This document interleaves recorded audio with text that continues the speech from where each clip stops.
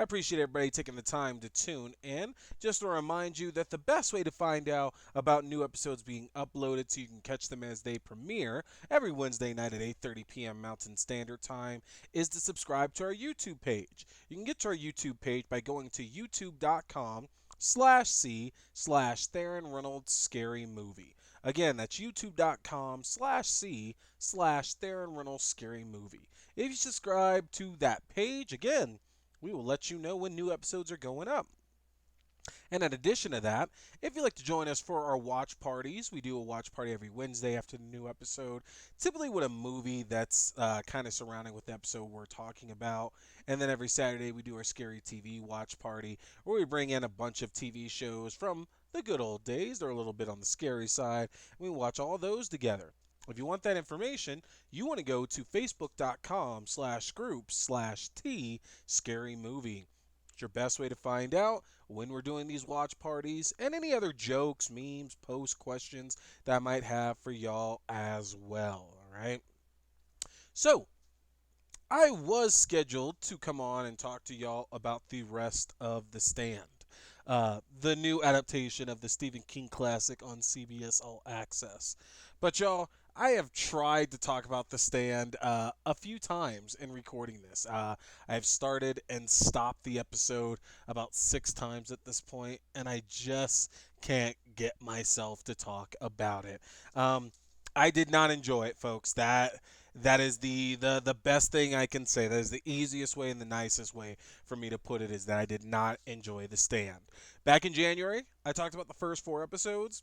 They were not great. Um, they weren't great. They weren't fun. The character work was not where I really wanted it to be at. Just overall, this was a lot of bad, unfortunately. Um, and I kept hoping it would get better. I'll be honest.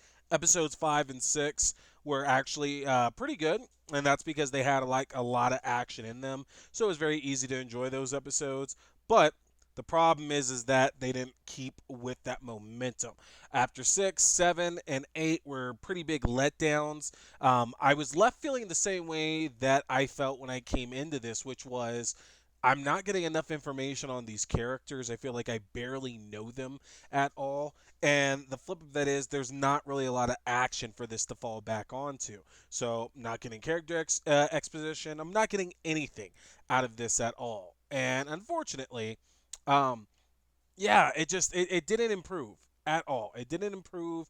I didn't like it any more than what we were already seeing, what we were already experiencing with it, and I can't do it. I just can't talk about it, y'all. Wish I could. Really, really, really wish I could, but I just can't bring myself to do it. I'm going to waste my time, waste your time. So I decided we're not going to do that. We're going to talk, actually, about one of the posts that I put up into the group here recently. I had asked y'all, based on a post I had made on my normal Facebook page, I wanted to ask people what is like one of the famous franchise films that you got to see in theaters pre 2000, just because at this point everybody's seen probably at least 1 to 10 big franchise films that have been released since the year 2000. But I want to know about those ones back in like the early like 90s, the 80s, stuff like that you got a chance to see. And I took that a step further on the page for the group on Facebook for T Watch a Scary Movie, and I excuse me, and I instead asked, what horror movies have you seen in theaters that you look back on with fond memories? Now, y'all had some great answers to go with this. I myself had talked about um, one of the great experiences I had was back in either 2000 or 2001. I don't have it pulled up right now. I was living in California, Lompoc, California at the time, and Scream 3 came out. And I had passed on seeing Scream 1 in theaters. I lived in Australia at the time. I didn't know anything about it at all, so I didn't care. And then I caught it on video, and I slapped myself for not being able to see it in theaters. Scream 2 came out a little bit over a year later, and I didn't get to see that in theaters either for whatever reason. So when I found out that Scream 3 was going to be in theaters, I said, nope, there's no chance I'm missing this because I love these Scream movies. I absolutely have to see it. So my dad took me, And it was a lot of fun because usually if we were going to see a movie, it was the entire family. We went to the drive-in a lot out in Lompoc, California, and there was great times. We saw a lot of really, really good movies at the drive-in back in Lompoc, California. Matter of fact, one that I've talked about a lot, even most recently, when my good friend Nia was on to help host, was The Mummy. I got a chance to see The Mummy at the drive-in theater in Lompoc, California, and it was so much fun. So Scream 3 stands out because this was just me and my dad going to see a movie that I really wanted to see. Not one I was just tagging along for, but one that he'd have to take me to go because nobody else wanted to do it. And we saw it. And Scream 3, if you have seen it, it's a very funny movie. It's really more of a comedy than it is a horror. It's very much a dark comedy. And it's still really good though too. But there's some scares in it as well. I mean, anybody that says there's not, they're lying. There's still some really good scares in that film too. But I had such a good time with that, and it stands out because I actually didn't get to see a lot of big horror movies in theaters back in the 90s. I saw a lot of things when I lived in Australia because I worked at the movie theater in the town I worked in called Woomera, and you basically saw anything that came to theater. So like I remember seeing Anaconda, I saw that in theater. I saw Alien Resurrection, that was in theater as well too. But then it kind of gets hazy back in the 90s about what other ones I saw. Like I saw Vampire in Brooklyn, but I don't think I got to see a lot of big release horror movies in the 90s in theaters. Um, so some of y'all answered. And y'all had some really, really good answers to go along with this. And I'm just going to kind of talk about a number of those. My friend Shane. My friend Shane got to go see Nightmare on Elm Street 3 in theaters. Uh, that is easily the best Freddy Krueger film to come out. I've talked about this extensively that for all that it does right, the original Nightmare on Elm Street, it's just not a particularly interesting film. Most people probably didn't get a chance to see that when it first initially came out. They probably saw it around the time that like either 2 or 3 came out and kind of went from there.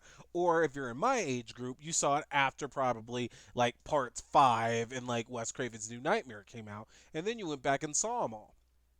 The issue with the original Nightmare on Elm Street, I feel, is that outside of Tina, these other characters were not really having any kind of expectation that they're going to do anything against Freddy at all. The one thing that I feel the remake of Nightmare actually did, excuse me, outside of Nancy, I said outside of Tina. The one thing that the remake of Nightmare actually did pretty well was that Katie Cassidy was cast as Tina in the film, and you actually kind of feel that she's the main character of the movie because she's front and center for basically the first half of that film before her character is killed off. And in the original one, Tina is there and she does get like we get a lot of like character exposition with her. We get to know her a lot, but it's Nancy's ball game. We know Nancy's the main character. She's the one we're focused on. We don't really care about anybody else. In Nightmare on Elm Street 3, though, the cast of characters we have, we're more invested in them because now these kids are fighting back. Now these kids are being trained. They all have powers and stuff like that. Hey, they might actually stand a chance to fight bad old Freddy Krueger. So 3 is absolutely the better Nightmare on Elm Street movie for y'all to check out and enjoy, honestly. It's definitely top 5 horror movie for me, for sure, no questions asked, but it is without question the best Freddy Krueger movie out on the market. Ah, sorry, I had to take a little drink of something there, y'all. What else?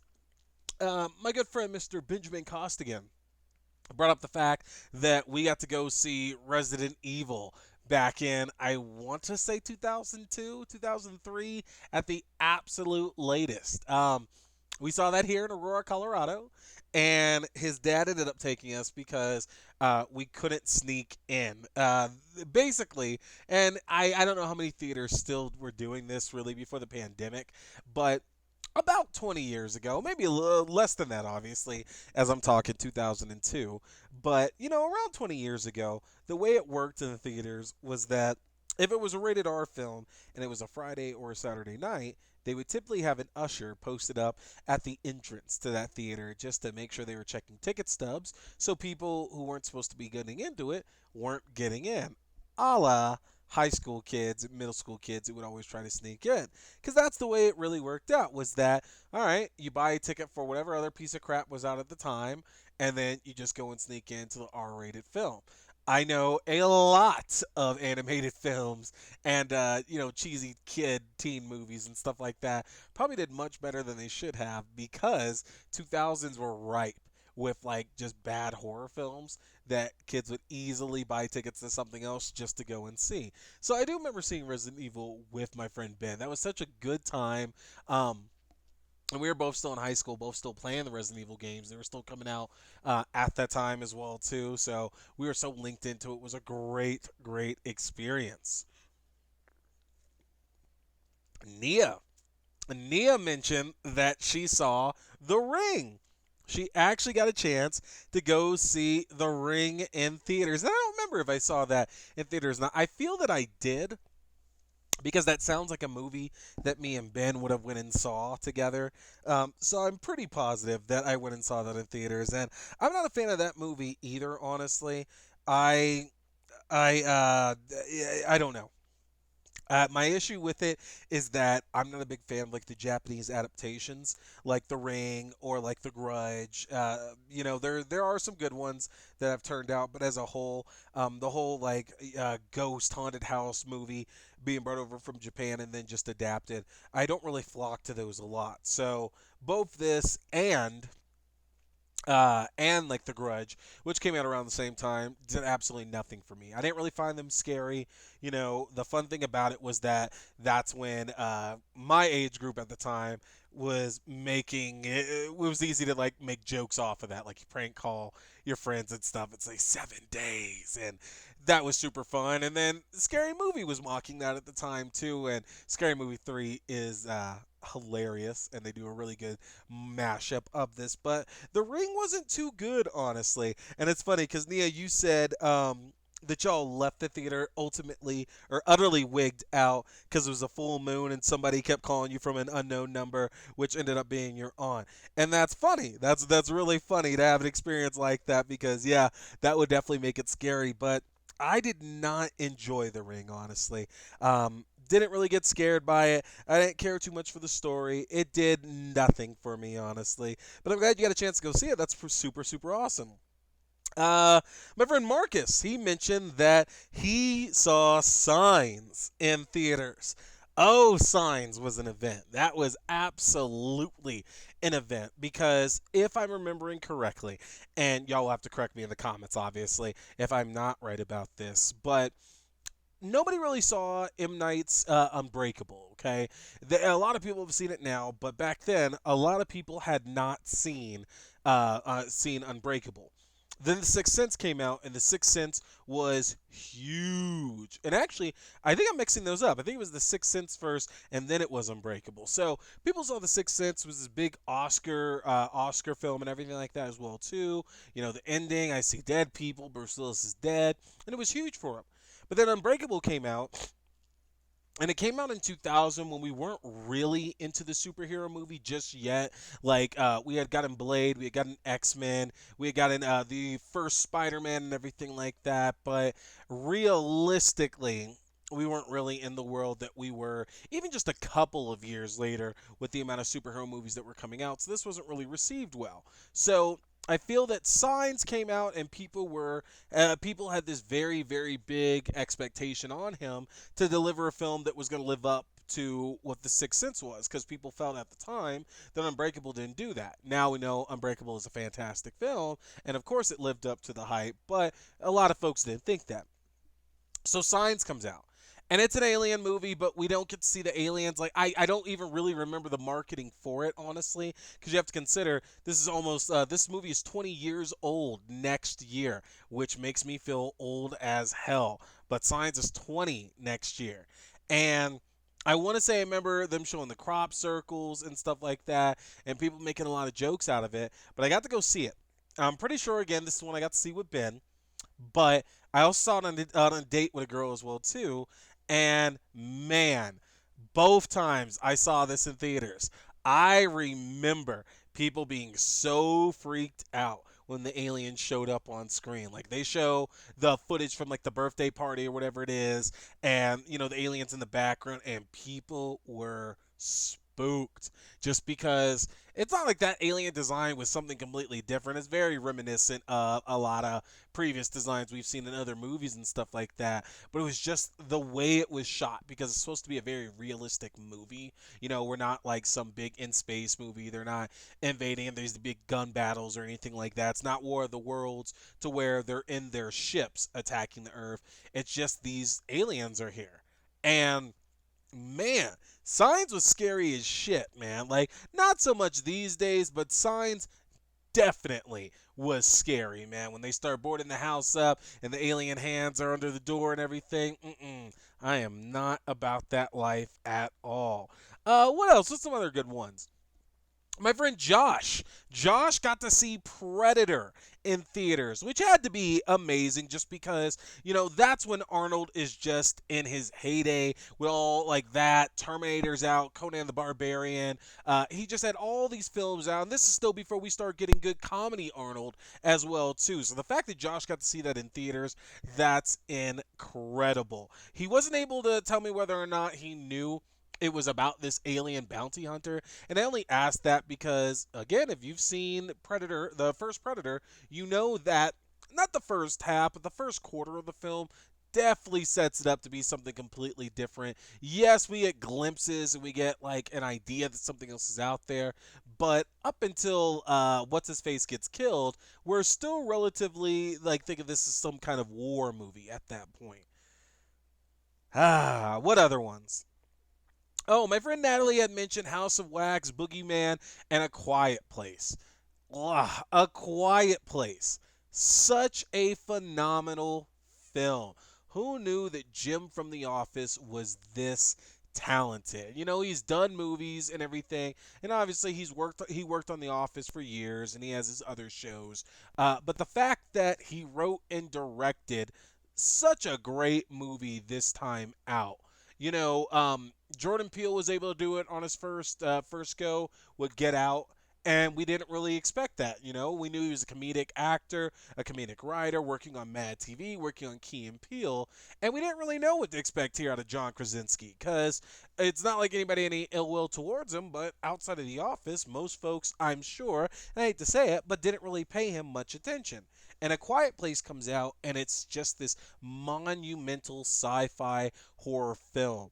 Um, the premise of these aliens can hear sound, so you have to shut the fuck up. Like, if you make any kind of sound, they can find you, they can kill you. It's perfect because it allows everything else to tell the story. All the sounds in the world, the music, the fact this family has to use signals and sign language to communicate with each other. And I remember being so mad when I finally saw it to have missed it because you do need to see something like this in theaters. You need the ability to just hear every piece of it, like in a just big surround sound, and get to see every single thing you can on the screen and take it all in. And I got hired to work a party that they just kept extending my time out for, which, hey, I'm happy for the money and it was a good time. But I remember being so mad because I wanted to see it and I was going to use Movie Pass. Y'all remember Movie Pass, right? The credit card you sign up for and you could see X amount of free movies a month, at least when it first started. I was going to go see A Quiet Place on Movie Pass. So it sucks I didn't get to see that in theaters, but Natalie, that is so cool that you got a chance to do that. My good friend Mr. Ian McGinty, he mentioned that he got to see Congo in theaters and talked about how he got scared about the creepy apes at the end that end up killing Tim Curry, as I had mentioned. And Congo, it's funny because I think that was right around the time that I started working at the theater back in Australia that I worked in, or when I lived out there. And I think Congo hit right before we got out there. And I love that movie. That's a Michael Crichton movie. Michael Crichton, obviously, if that name's not ringing a bell. He did Jurassic Park, The Lost World, did Disclosure. Michael Crichton. But he did Congo, the movie where the dude from Nip Tuck goes with his sign language talking gorilla to go get jewels from the Congo in Africa. Uh, yeah, good movie. And it was scary, man. Those apes, man. Those apes that killed Tim Curry and that are creepy as hell. What else? Mr. Chris Palmer talked about Final Destination. And he gave us a really funny anecdote here about the fact that he saw it, and the next day, his best friend at the time was actually leaving on a high school trip to France. And doesn't that put things in perspective? I want to say I've talked about it before, and if not, I've at least talked about it in real life to my friends. Isn't it scary to think that so many high school, or excuse me, so many horror films are based around high schoolers getting killed? That fact I think is so scary, and it might be a reason why certain people don't get scared of horror movies. I feel is because they don't like see it as a real premise. You know, it's like, oh yeah, like this happening to a bunch of high school kids, whatever. Like you distance yourself so far from it. Because I saw a bunch of horror movies based around high schoolers getting killed back in when I was in high school and when I was in middle school, and I never really stopped to think about the fact that, my current age group is the target of this killer. I might not be the target audience for this movie, but I'm definitely the target for the killer in this movie. And that's kind of scary to think about. But Final Destination, believe it or not, y'all, I have not seen a single one of these movies in theaters. And the fact that this franchise has been around since 99, I want to say it's either 99 or 98, and it's still going. They actually there's a new one that's coming out either this year or next year. This franchise is still going, and I have not seen a single one in theaters. And it's hard to explain why. The closest I got was probably two and three, just because I remember the advertisements for two, the commercials for it all the time. But the guy gets the ladder through his eye and everything, and I remember that being like, "Oh my God, is it gonna happen? Is it gonna happen?" And I never went into theaters to saw it. Matter of fact, I think I went and saw something else instead, just to spite myself on it. And three I wanted to see just because they had dude from Smart House and from what else was he in? Damn it, Luck of the Irish, Ryan Merriman. Like that was my G back in the day, man. So I was like, dude's gonna do a Final Destination movie. Hell yeah, I'm in. Because I had this fascination with seeing like child actors, what they do when they get older, especially if they do like horror. Because like for example, Kevin Zegers. I don't know how to pronounce his name. The kid from Airbud, basically. He went on to do Wrong Turn and Dawn of the Dead, the remake. And I thought that was super cool. The girl from famous Jet Jackson, Lindy Booth, who played Hawk, she went on to do the Dawn of the Dead reboot. Ryan Merriman, who did all those Disney Channel original movies, there, he went on to do Halloween Resurrection and Final Destination 3. There's plenty of examples. Danielle Harris, who came from Halloween, but then did Don't Tell Mom Babysitter's Dead, and a bunch of other stuff. She went on obviously to do even more with Hatchet and later Halloween entries and stuff like that. But I always find it so cool to see kids that we kind of grew up with, like evolving and still getting on the screen doing horror. That's super awesome. But I have not seen any of the Final Destination movies in theaters. They don't really do it for me. Like I fully agree, the original film, it is a classic. It's so unique. It's going to stand the test of time for a while. It just doesn't really do anything for me anymore. There was a lot of shock value in it, but doesn't really hit with me that much now. The other one's got some good kills in it, though, for sure. My friend Danielle, she mentioned Saw, the original Saw. And that, I do remember the craze of that when it came out, because at first, not too many people were talking about it. Everybody was talking about, like, the end and how gory it is and stuff like that. But in theaters, it kind of, like, went quietly, at least in the circles that I ran in. And then it came out on video, and everybody was talking about it. And I remember buying the DVD just on a whim and watching it and be like, good God, this film is absolutely amazing. And so tame by the later entries. That's when we were getting into the torture porn life cycle, because things like that and Hatchet, and not Hatchet, Hostel were coming out, and that's what people wanted to see in theaters, were gore, gore, gore, gore, gore. This is really what was going to get people into the theaters to watch movies. And Saw is so tame compared to every other entry in the series. Like, it is incredibly tame, but it also has some of the best story. As a whole, these movies were never big for having like the most easiest story to follow. It's convoluted as fuck. They like literally changed the history of so many plot points in it as each film came out, but Saw 1 is one of the better ones in that series. A lot of folks at Jurassic Park. I feel a lot of people got to see the original Jurassic Park in theaters. That was an event, man. Like, it's not like it's the first movie that featured dinosaurs on screen or anything like that, but to that level and to that quality is just unprecedented. And I'm glad I got to be part of that, to get to see Jurassic Park and most of those films in theaters, honestly, because realistically, Jurassic Park 3 is the only one that I didn't see in theaters. Don't regret it. That movie is garbage. So are the Jurassic World films. You can fight me on it. There is still only one and a half good Jurassic Park movies, and that's the original film and the first half of The Lost World, better known as the Vince Vaughn Jurassic Park. Yeah, we can fight about that all day. You're never gonna change my opinion on that. What's some other good stuff y'all talked about as well too? Krista, you mentioned House of Wax. You mentioned Hostel. You mentioned House on Haunted Hill. So many good films there, except for maybe Hostel. I'm not big on Hostel. Hostel myself. Y'all know me. Torture porn just does nothing for me at all. But House of Wax and House on Haunted Hill, really, really good films. Love both of those. The Blair Witch Project. Man, if there is a horror film out there that I feel is massively overrated, that film takes the cake. I was caught up in the Blair Witch mania for sure, trying to figure out, is it real? Is it not? You know, what's scary about it and everything. And I remember we finally got to rent the video. We finally convinced, me and my sister convinced my parents to rent it.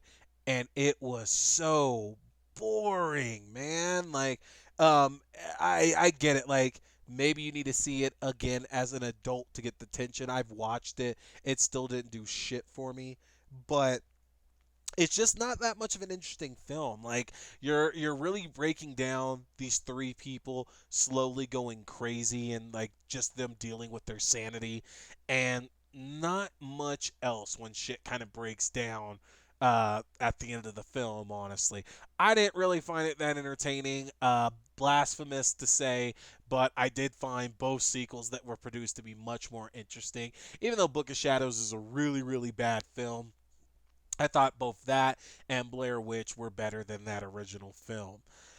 Y'all gave me a lot of really, really good ideas here. I loved hearing what y'all had to say about the films that you got a chance to see in theaters. Obviously, they hold a big part, a big presence in your life, like they do for me. You know, you have really good memories with them, and horror is always fun. It's always a lot of fun to go see something scary with a large group of people, because then you're sharing the fright. You're not doing it alone, and people can kind of help you gauge your reaction to it. How scared of something do you truly need to be or not be? You know. So that is going to do it for us. I appreciate all of you joining me today here or tonight and listening in about what all of you had to say. We're going to have some fun stuff coming up. I actually am going to be having some more friends coming on here over the next few weeks. But don't forget, make sure you're checking out our Facebook page. Again, that is Facebook.com, and I say that because I can't move quick enough. Facebook.com/group/T Scary Movie. We do our watch parties after new episodes on Wednesdays and then Saturdays as well. If you want to be kept up on those, you got to subscribe to that so you can make sure to know we're doing Black Mirror Bandersnatch after tonight's episode. So I appreciate everybody tuning in again and checking out another new episode with us. And as always, I'm T. We've been talking scary movies. Stay still, ladies and gentlemen.